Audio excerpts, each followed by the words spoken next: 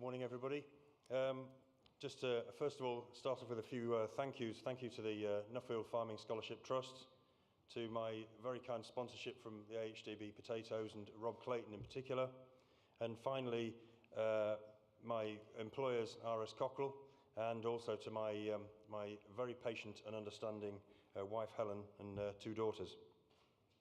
Okay, I'll start off with just giving you a little bit of background to the issues that led me to look at exploring the challenges in the UK potato supply chain.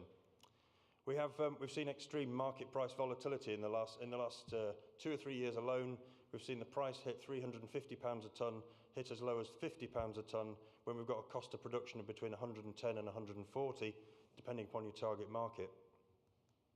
We have some very quality and value conscious consumers, which can be identified by the growth that we've seen in the discount retail sector in the last 10 years, sort of Aldi and Lidl in particular.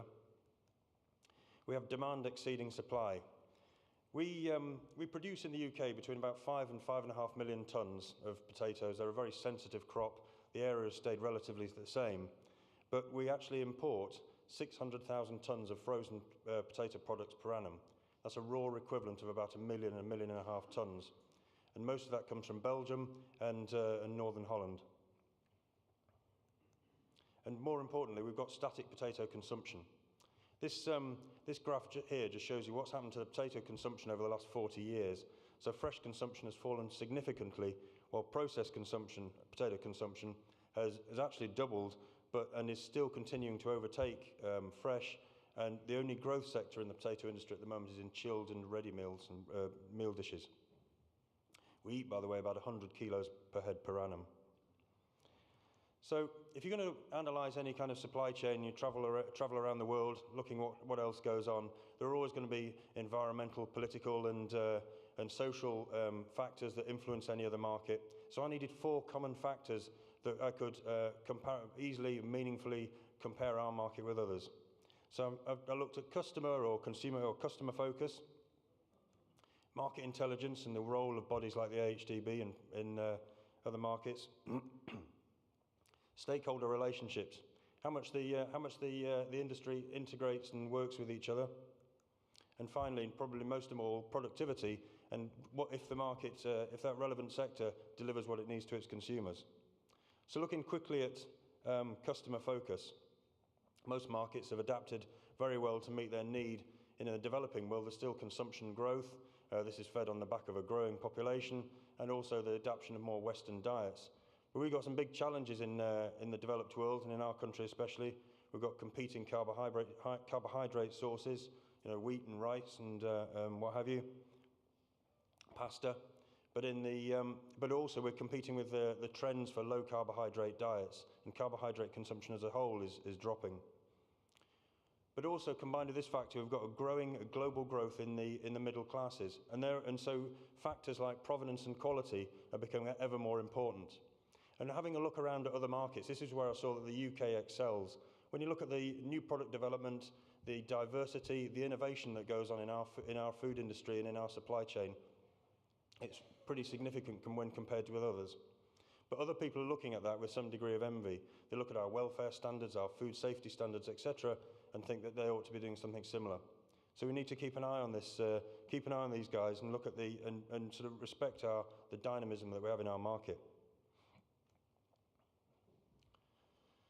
When it came to looking at professional bodies, I was quite sponsored by the AHDB Potatoes, and I thought I'd probably see how other sectors or other supply chains are represented by professional bodies.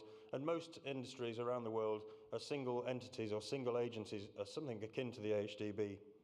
But in America, I found a plethora or a multitude of agency bodies that are all working to their own agenda with different focuses and what have you. But one thing that did stand out for me was their ability to look at stock levels in a greater detail. And perceived stock figures drive market sentiment. And you saw them on one of my earlier slides when we looked at volatility. And I think there's probably lessons to be learned in our market that we can probably learn a little bit more about collating better quality data by sector and in more detail to take our industry forward. I was lucky enough to spend 2 or 3 hours with Alison McCain here on the right-hand side, chairman of McCain's. I still haven't perfected the look of looking casual in front of potato celebrities.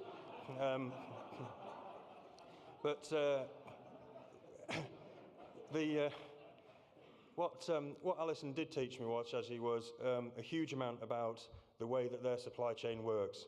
It was fairly obvious that the more progressive growers have progressed from this sort of trading transactional relationships to the more strategic relationships.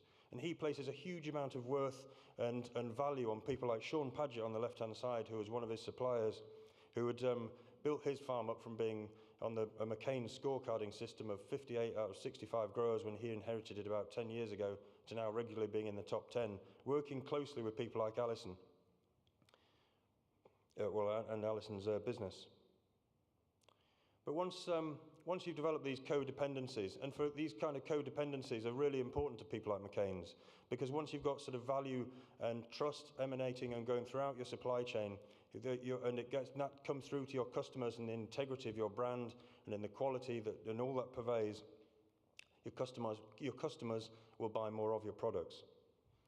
So this codependency gives you then opportunities to start looking at other factors, looking at productivity and things like that.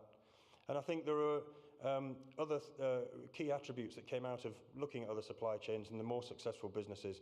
Culture and values were critical, and a degree of transparency, which is something that we've always been quite alien to in our supply chain, and probably more importantly than anything, a bit of a level of integrity and respect.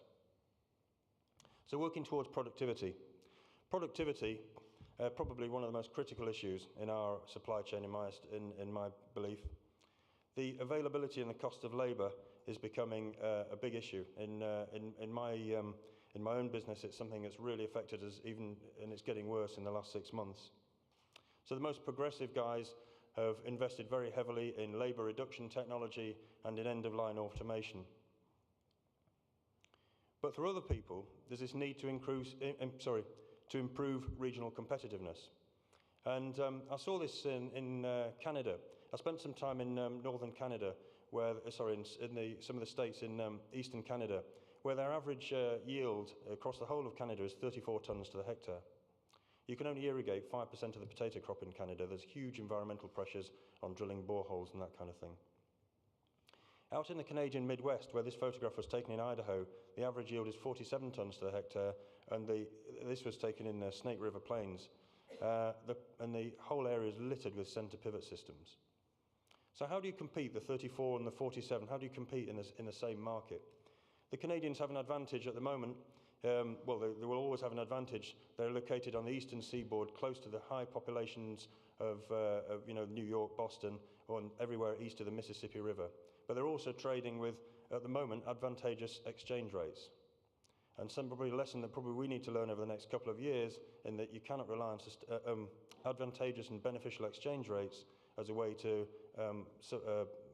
progress your industry and for sustainability. But for others, there's a need for food and nutritional nutritional security. These photographs were taken at Kisima Farms in Nanyuki, just in Kenya. There are 800,000 small farmers in Kenya growing 155,000 hectares of potatoes. But one of the biggest issues has been poor quality inputs and a lack of education on good agricultural practice. So these guys are working with European seed houses, NGOs, the Centre for International Potato Research, in producing high-quality mini-tubers for further multiplication to give to farmers, and combine it with this. The little small brown hut in the bottom right-hand corner is an educational centre to be able to tell these farmers how to grow their potato crops properly. And there's an opportunity here to lift the average yield in Kenya from 10 tonnes to the hectare to 25 tonnes to the hectare.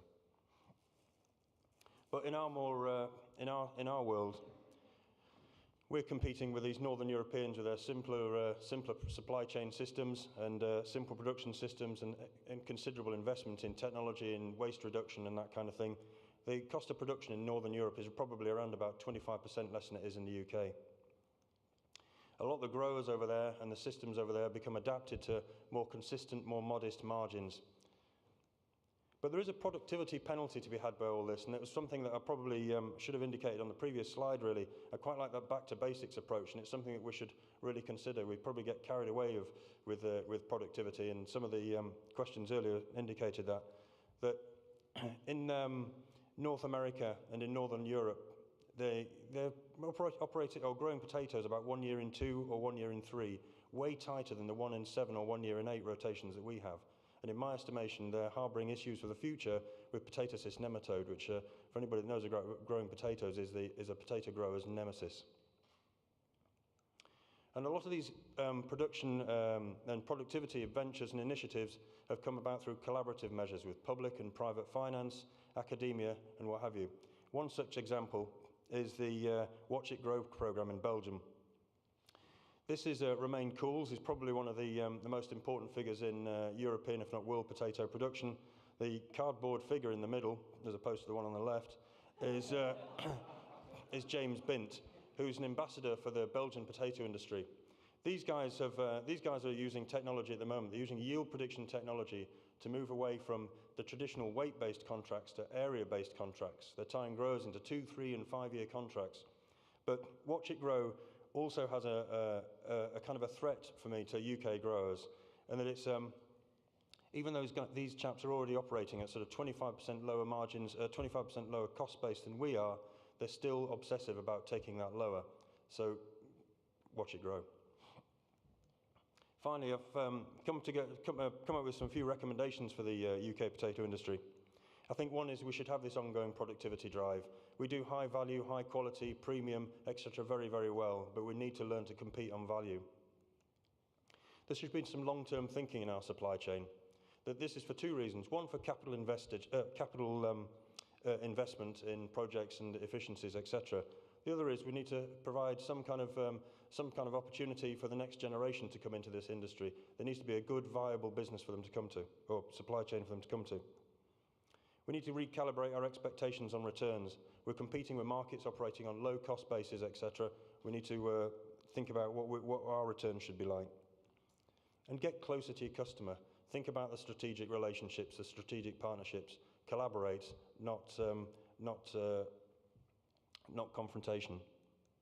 And finally, there was I did look at market intelligence. I think there is a role here for the AHDB to do a little bit more on collating data to benefit the supply chain, and it's actually something I've started working with them on myself.